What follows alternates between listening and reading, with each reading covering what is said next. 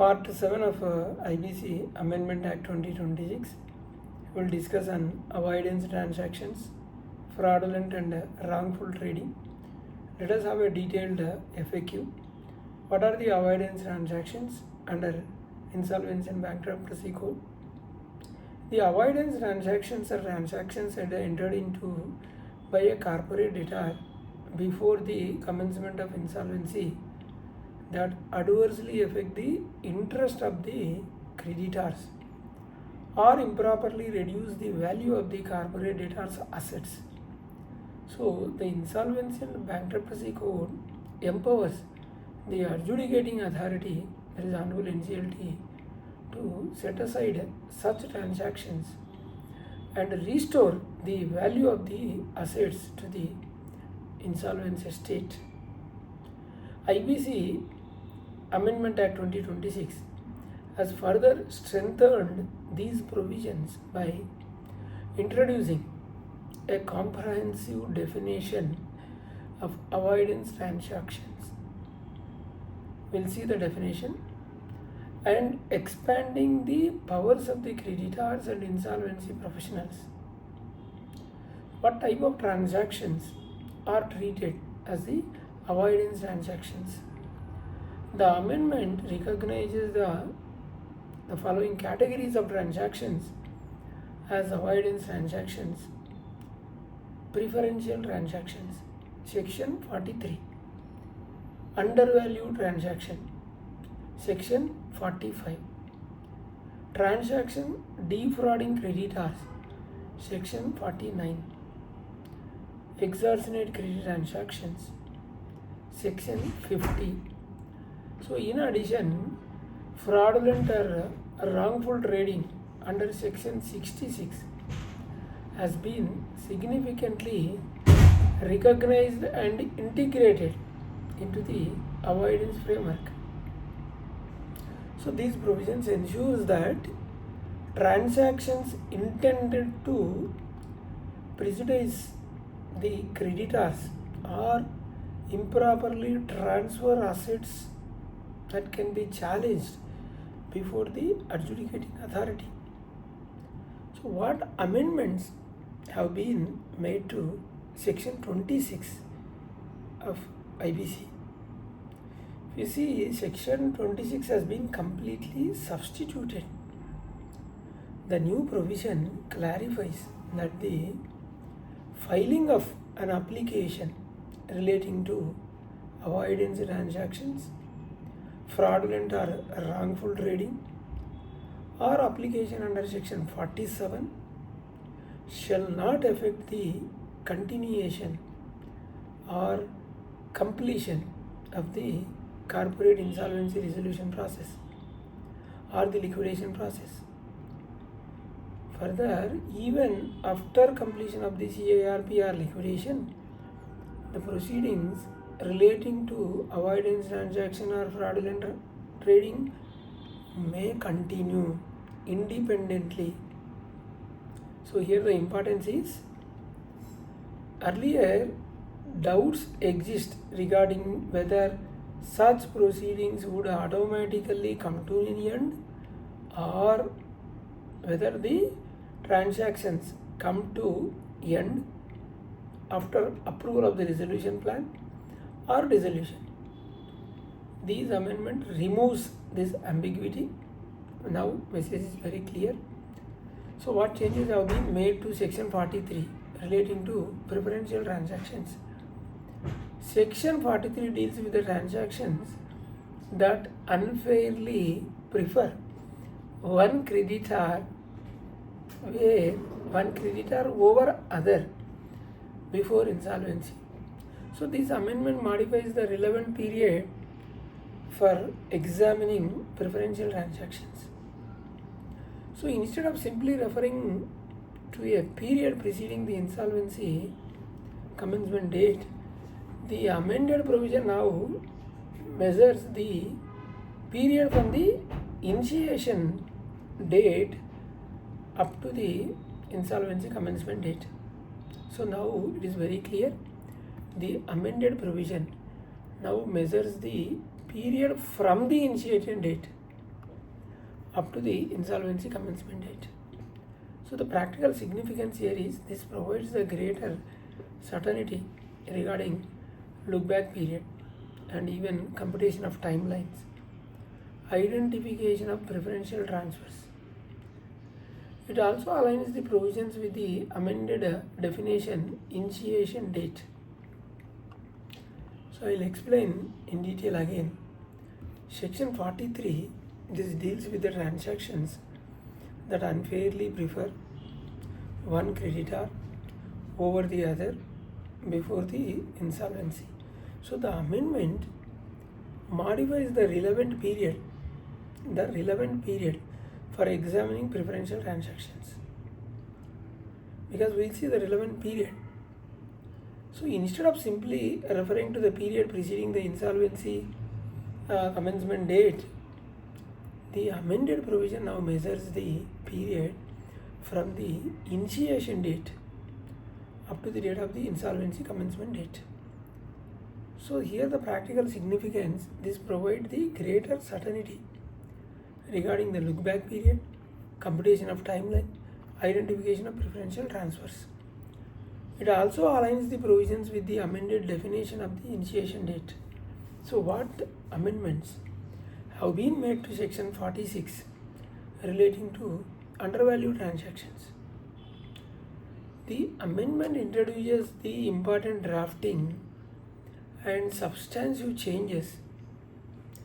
The marginal heading now specifically refers to undervalued transactions. The relevant look-back period has also been aligned with the amended concept of initiation date.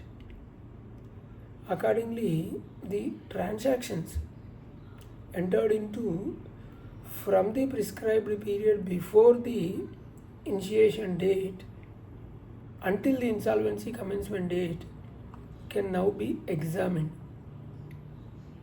This improves the consistency across all avoidance provisions. Who can file an application relating to the avoidance transactions after 2026 amendment? The answer is one of the most significant reform is the complete substitution of section 47. Earlier, the applications were generally filed only by the resolution professional or the liquidator. Now, where the resolution professional or liquidator fails to report a relevant transaction, then the following persons may directly approach the adjudicating authority. Creditor individually can approach, two or more creditors jointly can approach, and even a member of the corporate debtor can approach, a partner of the corporate debtor can approach. So considerably expands the access to justice and strengthens the creditor protection. So what powers does the adjudicating authority have under amended 47? We will see that the adjudicating authority satisfies that a preferential transaction, an undervalued transaction, an extortionate credit transaction, or fraudulent or wrongful trading has occurred, it may pass appropriate orders as if the application had originally been filed by the resolution professional or the liquidator. So the NCLT therefore avoid the transaction. The NCLT can therefore avoid the transaction, restore property, and reverse transfers, protect creditor interest, pass consequential directions under the code. What happens if the resolution professional or the liquidator deliberately fails to report such transactions? Now the amendment introduces a strong accountability mechanism.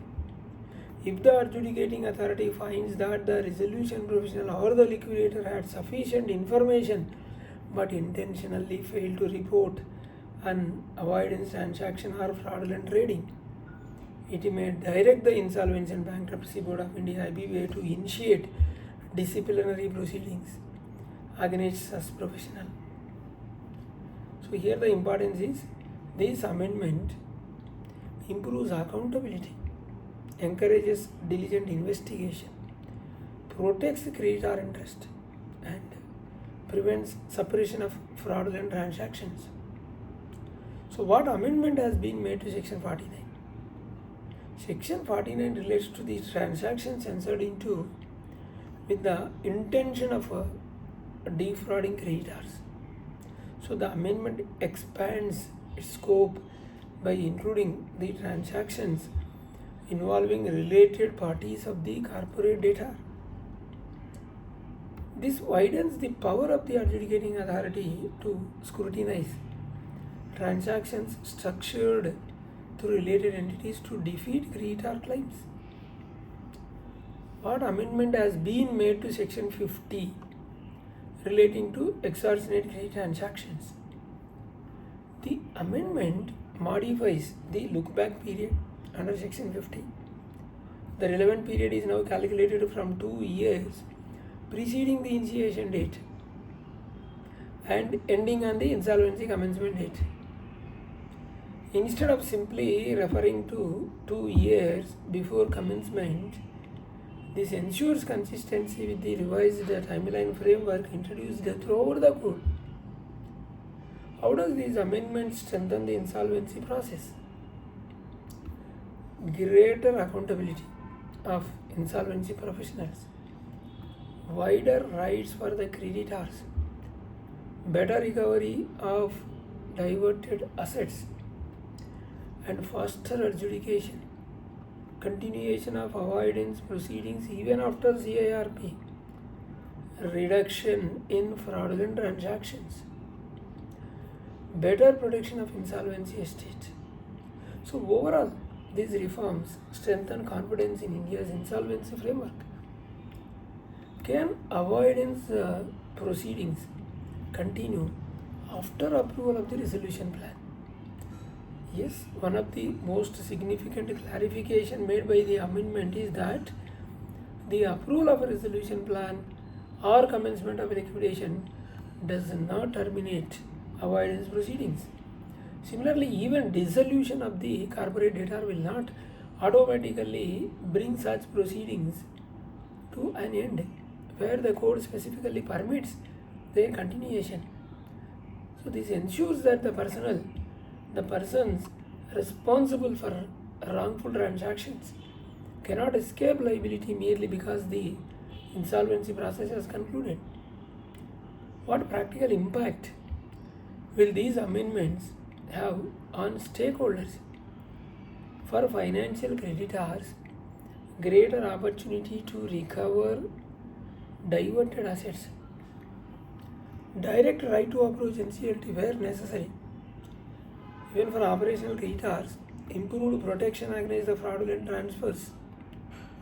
Even for resolution professionals, greater transferability, greater responsibility to investigate transactions and increase professional accountability.